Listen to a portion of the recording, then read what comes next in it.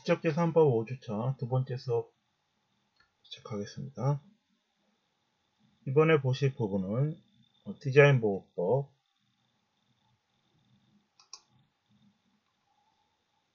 관한 내용으로서 순서는 디자인제도, 디자인보호법의 목적, 보호의 대상, 등록요건, 특유제도, 출원심사 및 등록 절차, 디자인권 순으로 보겠습니다.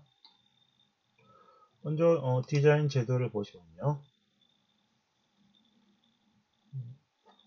오늘날은 실용품이라 하더라도 그 물건의 미적 형태가 중요시되고 있습니다.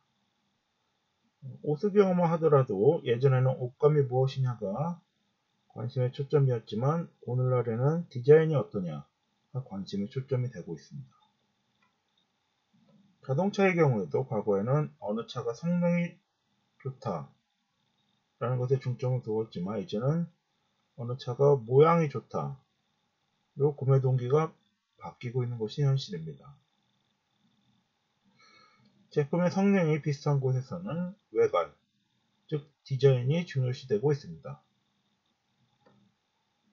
디자인의 중요성의 증대는 디자인 모방의 증대라는 부정적 측면을 이야기시켰고, 독창적 디자인의 모방으로부터의 보호는 그 중요성이 점점 커지고 있습니다.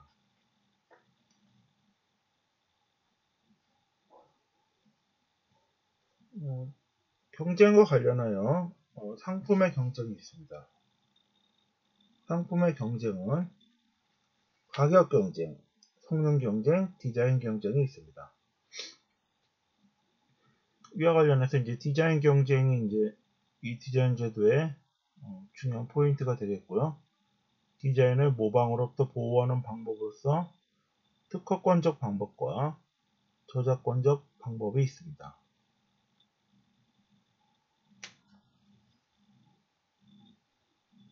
디자인 보호제도의 문제점은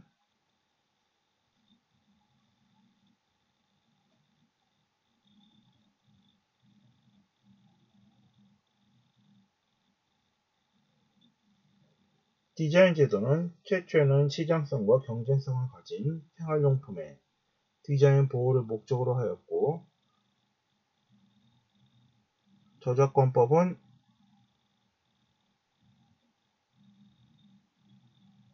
일품 제작을 특색으로 하는 순수예술, 저작권을 보호하는 것을 대상으로 하고 있습니다. 최근에는 순수예술이 상업에 적용되는 일이 많아졌고, 미의 가치를 판단하는 것도 불가능한 일이어서 실용품에 응용된 미술품이라 하더라도 저작권법으로 보호하는 것이 일반화되었습니다. 그러나 기존의 디자인 보호법이 있는 상태였으므로 저작권법과 디자인법의 조정이 필수적이라 할 것입니다.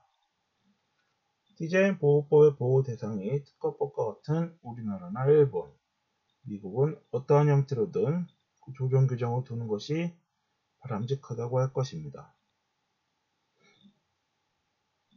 일본은 양산되는 실용품에 사용되는 미술, 즉 응용미술 제품은 원칙적으로 디자인법, 즉 의장법에 의해서만 보호받을 수 있으며, 저작권법의 보호를 받는 것은 일품 제작의 공예품에 한정하고 있습니다. 미국에 있어서는 응용미술은 저작권으로 보호됩니다.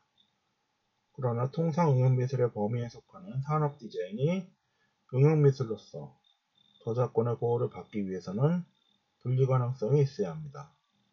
분리가능성이 없는 경우 특허법에 의해 디자인 특허로서만 보호받을 수 있도록 하고 있습니다.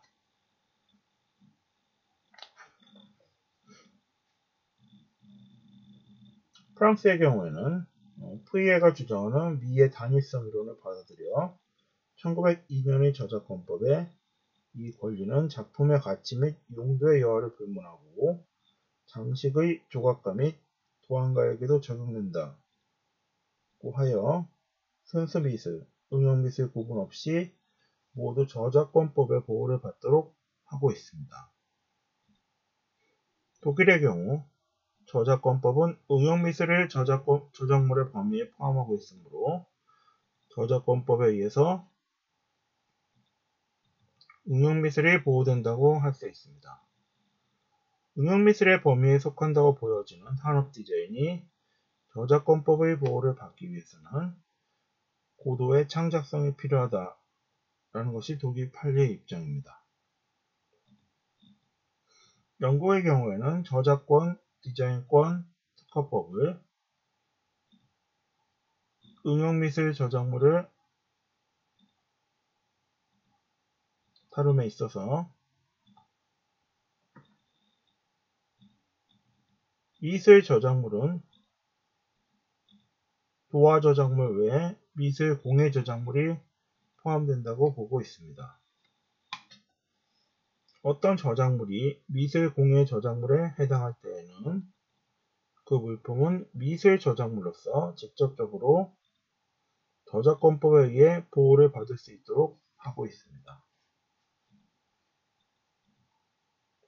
미술 저작물은 1949년 등록디자인보호법에 의한 디자인으로서 등록을 받을 수도 있습니다. 미술 저작물을 등록받기 위해서 저작권자가 허락을 받은 자가 출원한 경우에는 당의 저작물이 이전에 사용되었다 하더라도 그것만으로는 신규성이 상실되지 않는다고 하고 있습니다. 디자인과 관련된 오늘날에 다양한 경쟁이 시행되고 있는데요. 디자인과 관련된 참고 영상을 보도록 하겠습니다.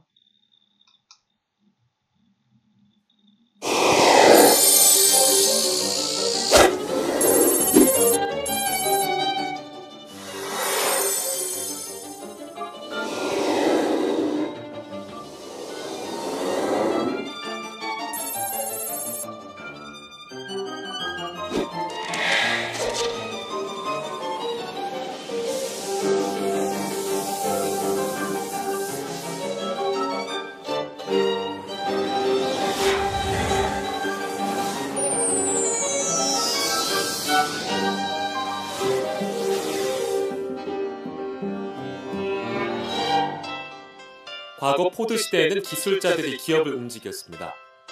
적어도 1970년대까지는 기술자들의 시대였죠.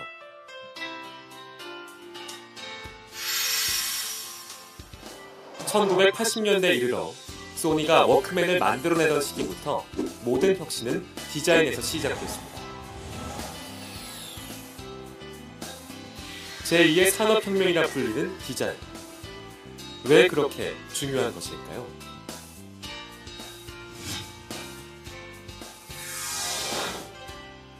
디자인은 외관상으로 한눈에 보여지는 것이기 때문에 제품의 이미지를 결정하는 중요한 요소이기도 하면서 특허와 같은 기술력을 필요로 하지 않으므로 모방이 쉽습니다.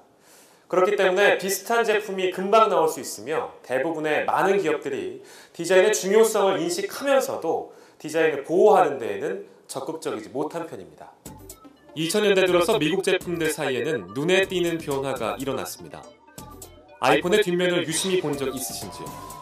과거 메이드인으로 상징되던 제품들이 이제는 디자인을 먼저 내세우고 있습니다. 디자인이 이 시대에 얼마나 상징적이고 중요한 것인지를 보여주고 있는 사례입니다. 이로써 디자인의 지식재산권이 주목받는 시대가 열렸습니다. 애플은 제품 개발 과정의 모든 것을 지식재산권으로 등록해 둔 것으로 유명합니다. 애플사는 아이폰의 디자인을 여러 개 부분 디자인과 유사 디자인으로 잘게 쪼개서 등록하고 아이폰의 포장 상자에서부터 제품의 외관, 화면에 나타나는 각종 아이콘들까지 모두 상표로 등록했습니다. 물론 대부분의 기업들이 제품을 출시하면 보통은 디자인을 특허청에 등록합니다. 하지만 애플은 디자인을 본격적으로 꺼내 들면서 세기의 전쟁을 치르기 시작한 것입니다. 디자인 분쟁은 일상에서 쉽게 접할 수 있는 많은 분야에 걸쳐서 일어나고 있습니다. 디자인 경쟁이 곧 제품의 경쟁력을 결정하는 시대가 온 것입니다. 2005년 중국의 체리 자동차는 GM 대우의 마티즈와 거의 유사한 자동차 QQ를 선보여서 선풍적인 인기를 끌었습니다. 한눈에 보아도 디자인에서 유사한 부분은 많았지만 두 자동차 회사는 디자인에 대해 각각 다른 대처를 했습니다. GM대우는 마티즈의 디자인을 중국에 등록하지는 않았지만 체리 자동차는 QQ를 디자인권으로 등록한 것이죠. GM대우는 디자인권이 없어서 불가피하게 부정경쟁방지법으로 침해 소송을 진행했습니다만 불리한 위치에 놓여서 모든 소송을 취하할 수밖에 없었습니다. 디자인권이 있었다면 쉽게 해결됐을 문제를 어렵게 만든 것입니다. 리복은 최근 히트 상품인 직택 신발 밑창의 독특한 문양을 상표로 등록했습니다. 이 사례는 디자인을 어떻게 다양하게 보호할 수 있는지에 대한 모범을 보여주고 있는데요. 리복은 신발 양측면에 붙어있는 로고와 구불구불한 신발 밑창은 상표로 등록했고 특히 신발 밑창은 특허로도 등록했습니다. 한 켤레의 신발 디자인을 지식재산권으로 무장할 셈입니다. 새로운 기술을 적용하여 디자인 스타일을 만들어낸다면 변형이 쉬운 디자인보다는 상표나 특허로 동시에 관리하는 것이 훨씬 쉽고도 강력한 보호가 됩니다. 최근 스마트폰 열풍과 더불어 그 액세서리에 대한 관심도 높아져 가고 있습니다. 그 중에서도 토끼 귀 모양의 스마트폰 케이스가 인기를 모았는데요. 라비또사의 토끼 귀 모양을 하고 있는 블링블링이라는 제품입니다. 이 회사는 단일 품목으로 10만 개 판매라는 기록을 세우며 단숨에 스마트폰 액세서리 시장에 샛별로 떠올랐습니다. 하지만 이 디자인을 베낀 유사 제품들로 인해 전쟁을 치러야 했는데요. 이 제품의 인기가 높아지자 토끼 귀를 조금 접거나 리본을 달거나 비례를 다르게 한 토끼 귀 케이스들이 등장했습니다. 라비또 측에서는 중국뿐만 아니라 전 세계 수십 개국에 디자인 등록을 하고 몇 개 국가는 전용 실시권을 통해 현지에서 판매를 하고 이 판매처에 문제가 생기면 세관에 직접 신고하거나 바로 경고장을 보내며 디자인 보호에 나섰습니다. 또 국내 특허청에서 토끼 귀와 꼬리가 달린 부분 디자인 출원이 거절을 당하자 대법원까지 상고를 하는 끝에 등록 결정을 받아냈습니다. 디자인의 분야는 점점 다양해지고 있으며 그 결과물도 제각각이어서 보호에 대한 획일적인 기준을 제시하기는 어려운데요. 전통적으로 디자인은 저작권법과 디자인 보호법으로 보호되어 왔으나 최근 기업 간의 경쟁이 치열해짐에 따라서 특허법과 실용신안법, 상표법, 부정경쟁방지법 등 5가지 지식재산권법을 적극 동원해서 다각적으로 보호하고 있습니다. 경우에 따라 다르지만 일반 산업 디자인은 디자인 보호법으로 직접적으로 보호되며 그래픽이나 패키지처럼 디자인의 종류가 제품 기능과 관련이 없는 경우에는 디자인 보호법과 저작권법의 중복 보호를 받을 수 있습니다. 대량 생산이 어려운 수공예품, 건축이나 구체적 물품으로 구현되지 않는 영상 디자인, 그리고 게임은 저작권의 보호를 받게 됩니다. 더불어 서비스 디자인이나 UI, UX 디자인 등은 경우에 따라서 특허권으로 보호되기도 합니다.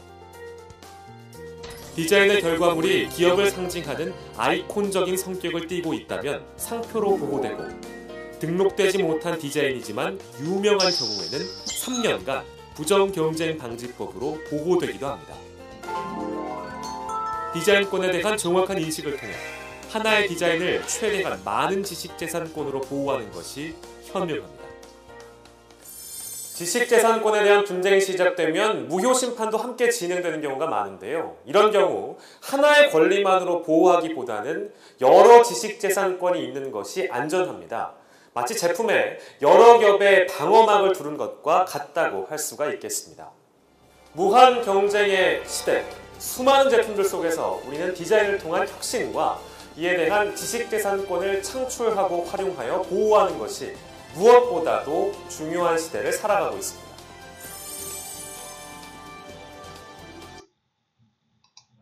예, 디자인 경쟁에 대한 영상 자료를 보셨습니다. 디자인 보호법의 목적을 보시면요. 디자인 보호법은 디자인의 보호와 이용을 도모함으로써 디자인의 창작을 장려하여 산업 발전에 이바지함을 목적으로 하고 있습니다.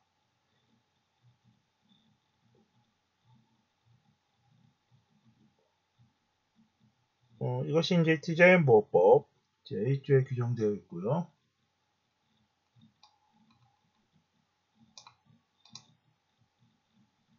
보호의 대상과 관련하여 디자인은 물품의 형상, 모양, 색채 또는 이들을 결합한 것으로서 시각을 통하여 미감을 일으키게 하는 것을 디자인이라고 정의하고 있습니다. 디자인의 요건으로는요, 물품성, 형태성, 시각성, 친미성이 있습니다.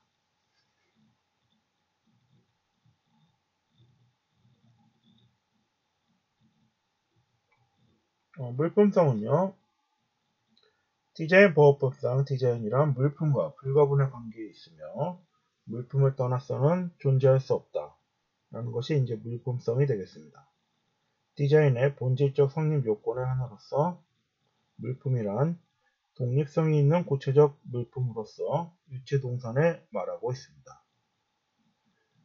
형태성과 관련하여 형태란 모양, 색채 또는 이들의 결합으로서 형태성이랑 디자인이 이런 형태적 특징을 가질 것을 요구하는 것을 말합니다. 디자인은 형상, 모양, 색채 또는 이들의 결합에 의한 것으로서 형상, 즉 쉐이프라 함은 유형적 존재인 물품이 공간을 점유하고 있는 윤곽을 말합니다.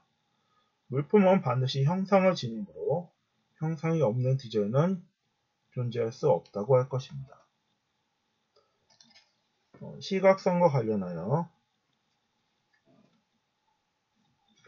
디자인보호법 제2조 1호의 정의는 시각을 통하여 라고 하여 인간의 육안으로 식별할 수 있고 외부에서 파악할 수 있는 디자인을 대상으로 하고 있습니다. 시각 이외의 감각에 의해 인식 가능한 것, 육안으로는 식별할 수 없는 것, 외부에서 볼 수 없는 것은 디자인의 대상이 될 수 없습니다.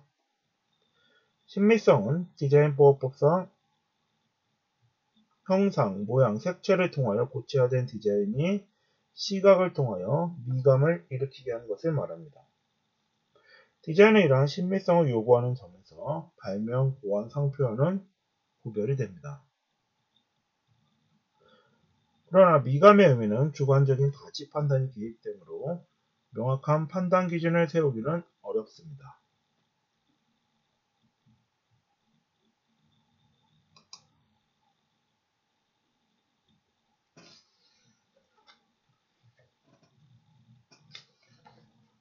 디자인의 등록 요건으로서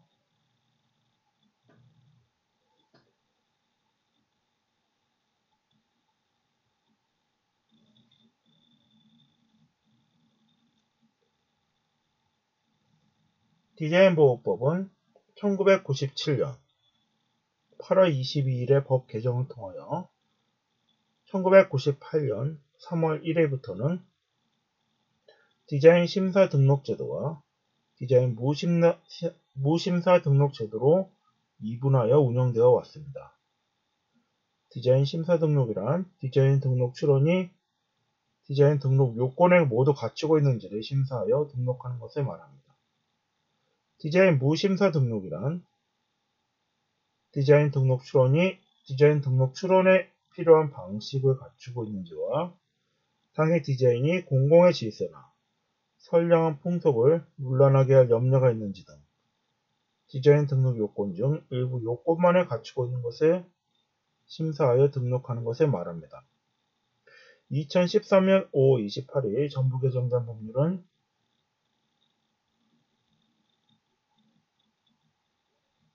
디자인 무심사 등록 요건을 디자인 일부 심사 등록으로 변경하였습니다.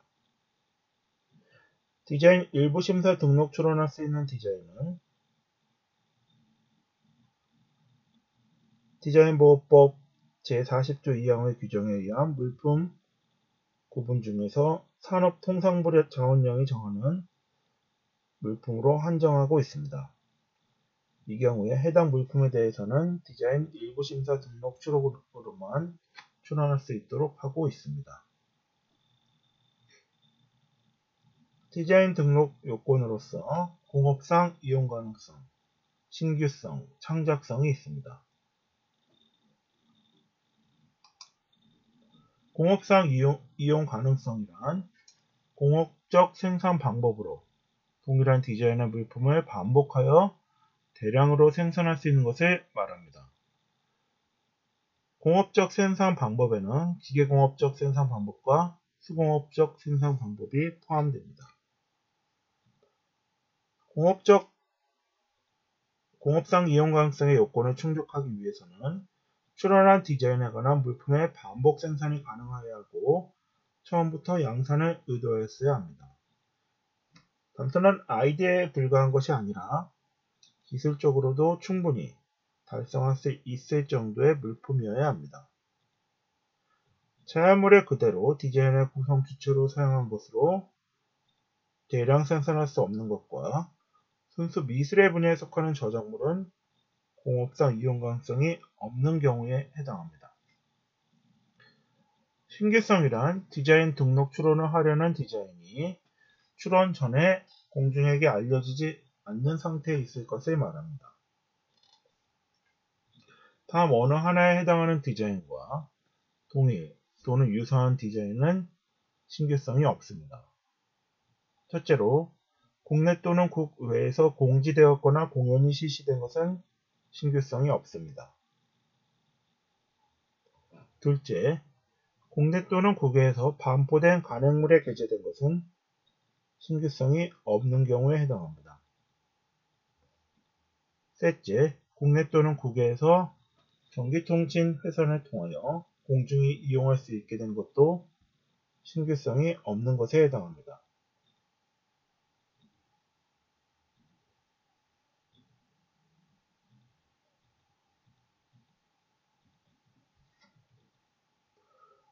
그리고 창작성이란 어떤 디자인이 다른 디자인과 객관적으로 명확하게 구별되는 정도를 말합니다. 출원 전에 그 디자인이 속하는 분야에서 통상의 지식을 가진 사람이 다음 어느 하나에 기초하여 쉽게 창작할 수 있는 디자인은 창작성이 없습니다. 첫째, 국내 또는 국외에서 공지된 디자인. 둘째, 국외 또는 국외에서 널리 알려진 디자인. 셋째, 국내 또는 국외에서 널리 알려진 형상, 모양, 색채 또는 이들의 결합은 창작성이 없다고 할 것입니다.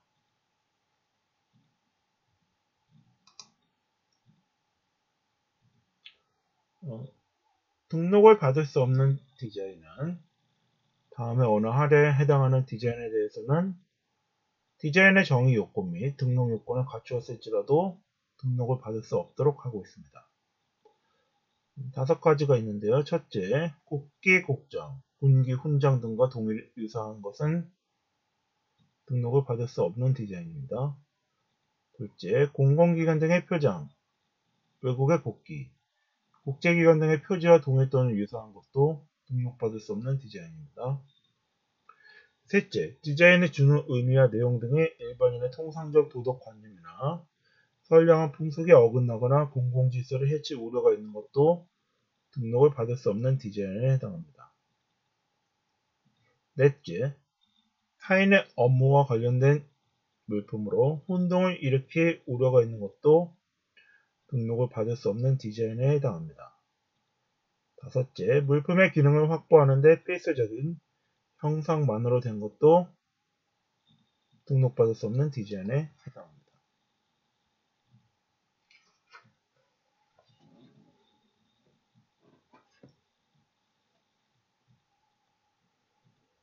그리고 동일 또는 유사 디자인에 대해 다른 날에 둘 이상의 출원이 있는 경우 먼저 출원한 자만 그 디자인에 관해 등록받을 수 있는 것을 선출원주의라 합니다. 동일 또는 유사한 디자인에 대해 같은 날에 둘 이상의 출원이 있는 경우 출원인이 협의하여 정한 하나의 출원인만이 그 디자인에 대해 등록받을 수 있습니다. 협의가 성립하지 않거나 협의할 수 없는 경우 어느 출원인도 디자인에 대해 등록받을 수 없습니다.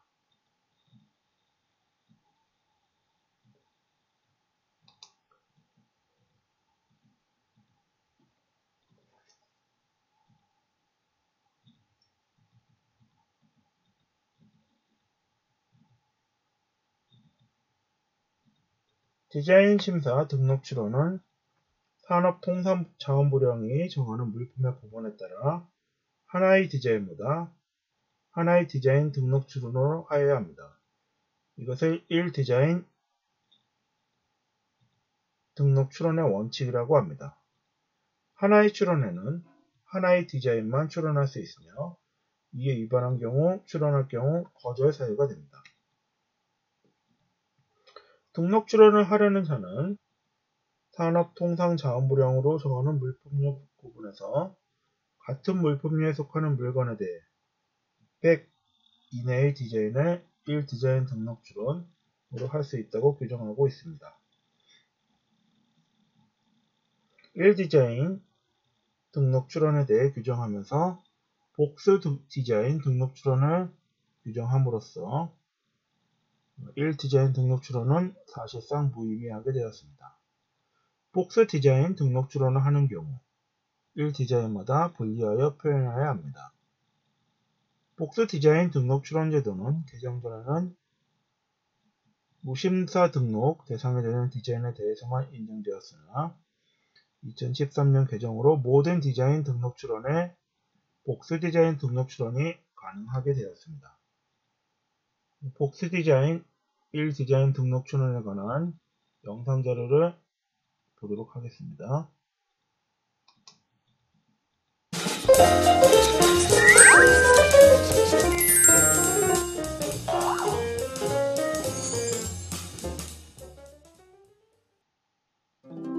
레이스는 제5류에 해당되고 커트는 제6류 침구류에 해당되니까 디자인 보호법으로 보호를 받을 수 있는 거라고. 오케이? 네.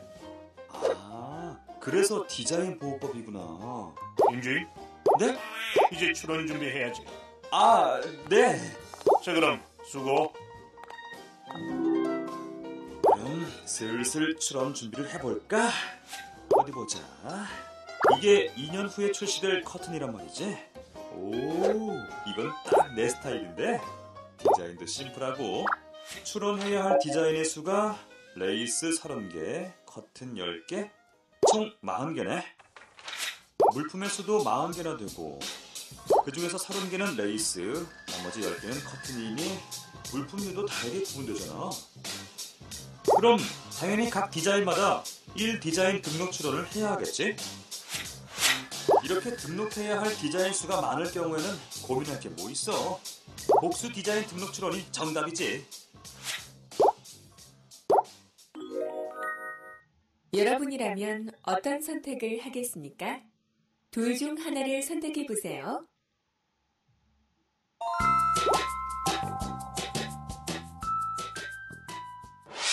디자인보호법 제40조에 의하면 디자인 등록 출원은 1디자인마다 1디자인 등록 출원으로 해야 하며 산업통상자원부령이 정하는 물품류 구분에 따라야 합니다.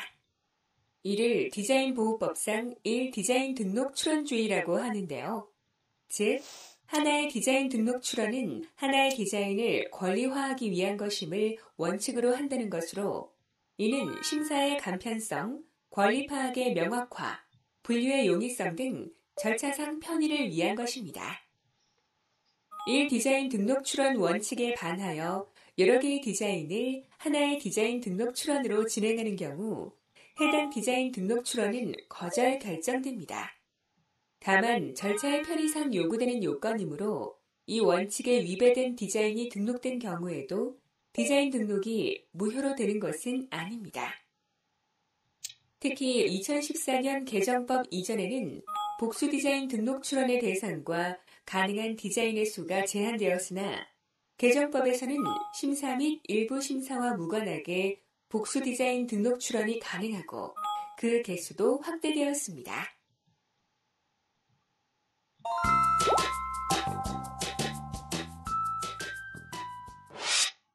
디자인 등록 출원은 1디자인마다 1디자인 등록 출원해야 합니다.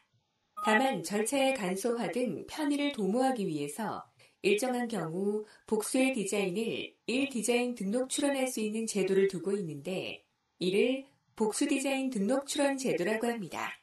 구법 하에서는 디자인 무심사 등록 출원에 한하여 20개 이내의 디자인을 복수 디자인 등록 출원으로 할 수 있도록 하였으나 2014년에 시행된 전문 개정 디자인 보호법은 디자인 심사 및 디자인 일부 심사 대상 모두 100개 이내의 디자인을 복수 디자인 등록 출원할 수 있도록 했습니다. 또한 종래에는 비밀 디자인이나 출원 공개 등의 절차를 청구할 때에도 항상 복수 디자인 전체를 대상으로 청구했는데요. 2014년 개정으로 일부 디자인에 대한 비밀 디자인 청구, 출원 공개 신청, 우선 심사 신청이 가능하게 되었으며 나아가 복수 디자인 등록 출원한 디자인 일부에 대한 등록 또는 일부에 대한 거절 결정이 가능하게 되어 복수 디자인 등록 출원 제도에 대한 활용도가 조금 더 높아졌다고 볼 수 있습니다. 그럼 복수 디자인 등록 출원의 요건에 대해 알아보도록 하겠습니다. 우선 디자인 심사와 디자인 일부 심사 등록 출원이 모두 가능합니다. 종래에는 디자인 무심사 등록 출원의 경우에만 복수 디자인 등록 출원이 가능했습니다. 따라서 법에서 정한 디자인 무심사 등록 출원이 가능한 물품에 대해서만 활용이 가능했으며 그 외의 물품에 대해서는 1디자인 1출원 원칙이 그대로 적용되었습니다. 그러나 현재는 심사 등록 출원, 일부 심사 등록 출원 모두 복수 디자인 등록 출원이 가능하여 그 대상이 확대되었습니다. 둘째, 복수 디자인 등록 출원 절차로 행할 수 있는 디자인은 100개 이내여야 합니다. 셋째, 복수 디자인 등록 출원을 하더라도 디자인마다 각각 독립된 권리가 발생합니다. 따라서 1디자인마다 분리하여 표현해야 합니다. 넷째, 복수 디자인 등록 출원 제도는 산업통상자원부령으로 정하는 물품류 구분에서 같은 물품류에 속하는 물품만을 대상으로 합니다. 즉, 제1류에 속하는 물품인 의류는 제2류에 속하는 물품과는 복수 디자인 등록 출원이 가능하나 제5류에 속하는 물품인 직물지와는 복수 디자인 등록 출원을 할 수 없습니다. 계속해서 복수 디자인 등록 출원의 출원 절차를 보도록 할까요? 먼저 디자인의 개수가 2개 이상인 복수 디자인 등록 출원의 경우에는 출원서에 1디자인 복수 디자인 여부와 디자인의 수를 기재합니다. 또한 일반적인 출원서 기재 사항 외에 디자인의 일련 번호를 기재하고 디자인의 일련 번호 순서대로 물품류, 디자인의 대상이 되는 물품, 창작자 등을 디자인의 수만큼 기재해야 합니다. 도면을 작성할 때에도 각 디자인을 표현하는 1조의 도면마다 일련 번호를 부여하여 1디자인마다 분리하여 표현해야 합니다. 마지막으로 출원 공개 신청 및 비밀 디자인 청구와 관련해서 2014년 디자인보호법 개정 전에는 절차상 1출원으로 취급되었기 때문에 출원된 디자인 전부에 대하여 출원 공개 신청 및 비밀 디자인 청구를 해야 했으나 현행법 하에서는 복수 디자인 등록 출원에 대한 출원 공개 신청 또는 비밀 디자인 청구를 출원된 디자인의 전부 또는 일부에 대하여 신청 및 청구할 수 있도록 했습니다.